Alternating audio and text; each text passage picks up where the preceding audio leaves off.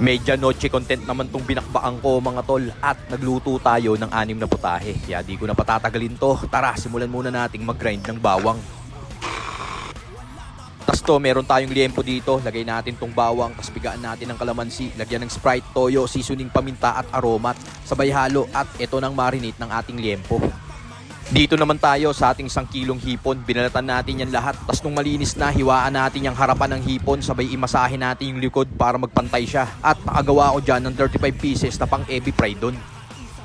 Tapos to, rekta-budbud na natin sa harina. Sunod dito sa beaten egg. Sabay lagay dito sa breadcrumbs. Coating natin na maayos yan mga tol. Sabay hulog uli sa beaten egg. At panghuli dito uli sa breadcrumbs. Bale, dinoble bread natin yan mga tol para ganap na ganap. At ito na nga pala yung mga ingredients ng mga lulutuin ko ngayong medianoche. Edis tayo ng kalan, lagay natin tong wok at magpapakulo na tayo ng ating panglasanya. Tapos dito naman, lagay na natin tong mabisang grill plate. Lagyan natin ng konting mantika, tapos nung uminit, hulog na natin tong mga liempo.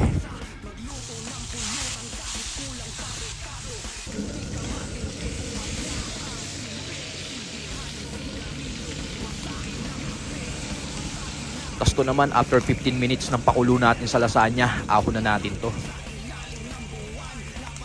Tapos dito naman, yung may mga luto na sa ating liempo, ahon na natin to. Tapos sunod na rin natin salang tong pangalawang salang.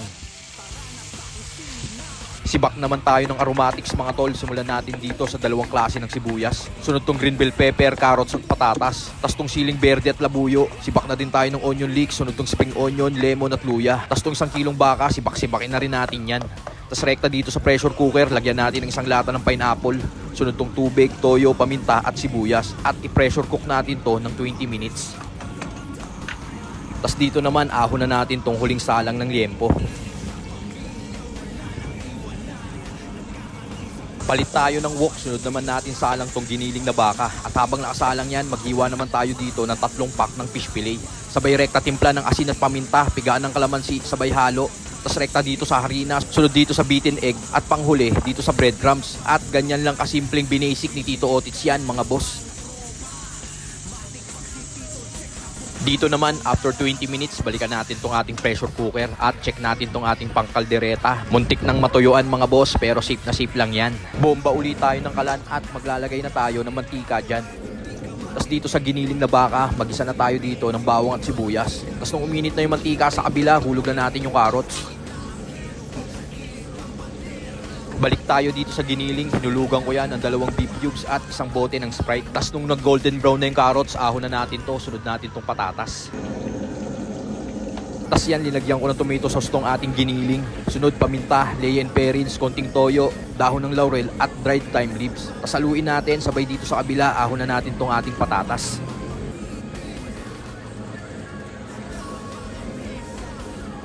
Tapos yan, linagyan ko na ng konting brown sugar yan at 1 maliit na pack ng condense. Nilagyan ko na din ng konting potato starch para lumapot at okay na tong sauce ng ating lasagna. Ganyang kasagad yan mga boss.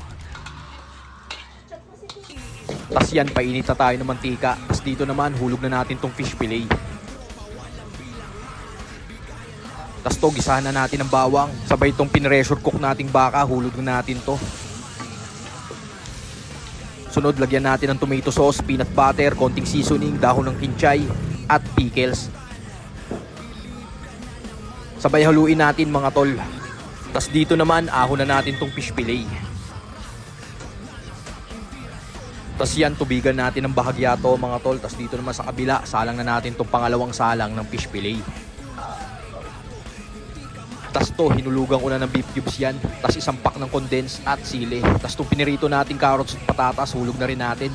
Tapos yan, lutuin na lang natin sa mahinang apoy yan mga tol. Balik naman tayo dito sa ating fish fillet, ahon na natin to. Tapos sunod naman nating hulog tong hipon na pang ebi fry doon natin.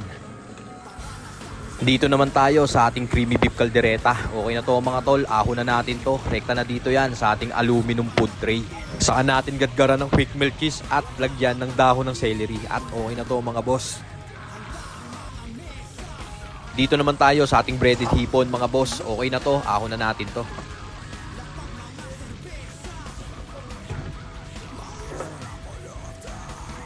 Ednis tayo ng kalan, salang natin tong pang steam natin. Nilagyan ko yan ng luya at tanglad. Tapos to naman, gawa tayo ng sauce ng ating isda. Lagay tayo ng cayenne perin, seasoning, paminta, brown sugar, bechin, asin at mantika. Sabay haluin natin at okay na to. Dito naman tayo sa ating 1.5 kilong lapu-lapu. Tanggalin lang natin yung mga shit sa loob. Sabay hiwaan lang natin ng paslan tong lapu-lapu, kabila ang side yan mga tol. Sabay lagyan natin ng lemon. Tapos tong loob, lagyan natin ng onion leeks at luya. Sabay yung sauce na ginawa natin, lagay natin ng ganyan mga boss. I-coating natin sa kanya, kabilaan. Sabay tong ating steamer, ayos na to mga boss. Lagay na natin tong ating lapu-lapu at i-steam natin to ng 40 minutes. Ednis tayo ng kalan, lagay natin tong isang bar ng butter. Tapos sunod natin tong puting sibuyas, sunod tong green bell pepper. Sangkutsahin natin yan, sabay ahon.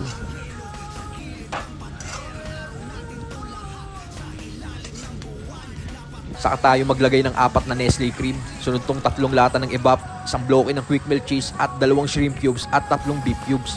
Tapos yan, haluin natin mga boss hanggang sa matunaw sila. Dito naman tayo sa ating liempo mga tol. Pinaghihiwa ko na yan ng bite size. Sabay lagyan natin ng pulang sibuyas, siling berde at labuyo. Sabay lagyan natin ng konting seasoning at pigaan ng kalamansi. Sabay haluin natin mga boss at ito ang version ko ng inihaw na liempo. Dito naman lagyan na natin to ng potato starch para lumapot na tong ating white sauce. Tingnan nyo naman mga boss, napakasulido nyan. Tapos to, latag na natin tong lasagna sa aluminum tray. Sabay lagyan natin ng generous amount ng giniling na baka. Sabay follow upan natin ng cheese sauce. Tapos yan, pag sunod-sunurin na natin yan mga tol, bali na 5 patong ng lasagna yan. Sabay saan natin gadgaran ng quick melt cheese sa ibabaw. Tapos yan, lagyan na natin ng foil. Tapos rekta na rito sa oven.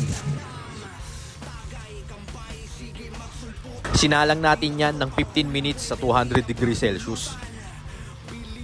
Balik tayo rito after 40 minutes ng pag-i-steam. Okay na to mga boss. Ahon na natin to, salin na natin dito sa ating aluminum food tray. Kasi yan, linagyan ko na lang yan ng fresh lemon at dahon ng kinchay, pinaka-garnishing niya. Dito naman, salansan na natin tong fish fillet sa food pan. Sabay lagay natin tong saute white onion at green bell pepper sa ibabaw para pinaka-garnishing niya mga tol. Tapos dito naman tayo sa 3 microwaveable. Lagay na natin tong white sauce na sarsa ng ating fish fillet. Napakabisa niyan mga boss.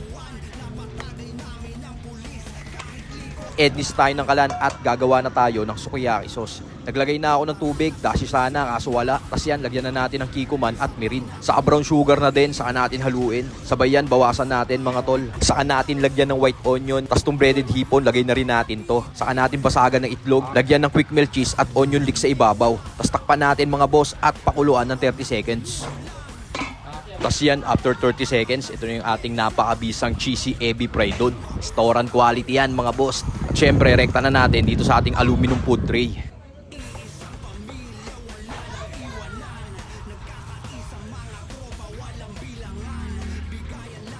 At yan na nga mga tol, tapos na ako magluto ng handa namin ngayong medianoche. Nakagawa tayo ng inihaw na liempo, beef lasagna, Chinese style steam lapu-lapu, creamy beef caldereta, creamy fish don, at cheesy ebi fried don. At lahat yan ay basic shit lang sa Tito Otits mo par.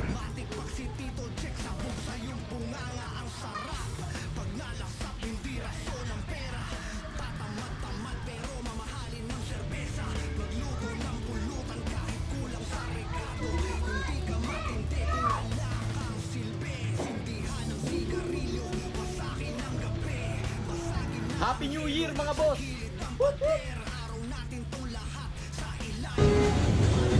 Siyempre mga boss, dito muna tayo sa ating mabisang lasagna. Pa.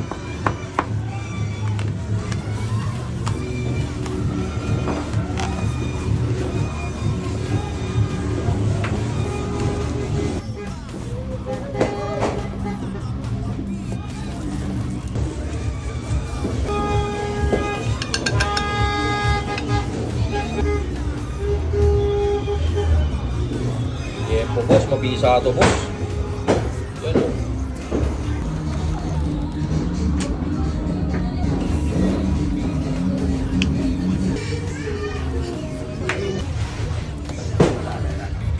Yun o. Napakasarap niyan boss. Cheesy ebi fried doon yan boss. So syempre, kuha na rin tayo itong kakanin.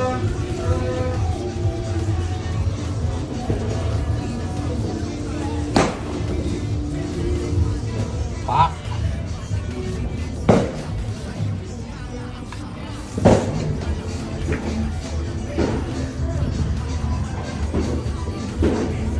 Yun mga tol, ngayong hapon, ito na yung ating pulutan.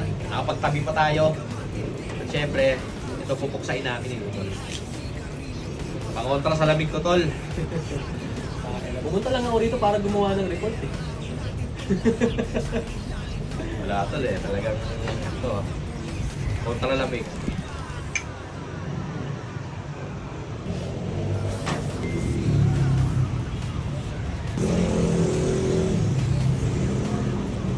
Rat. Ito talaga ng GFC. Bisa tol no.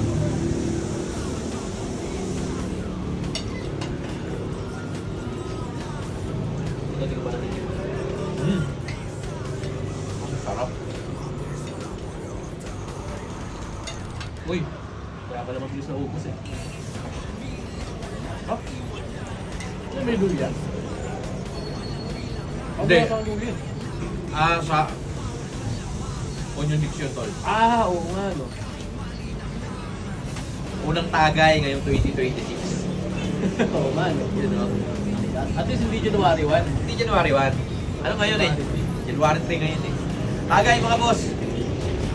Eh totoo kaya, parang ganun eh no? Pero pamali.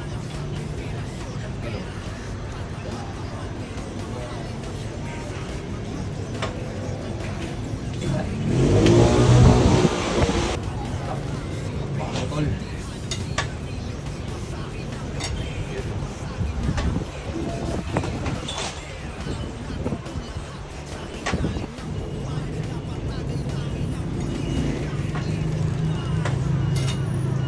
Woo!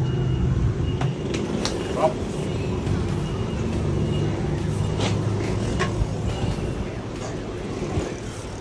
Tuloy din yung pipili eh no? Sarap. Sarap. Paano mga tol? Enjoy na namin to. Ganito na lang.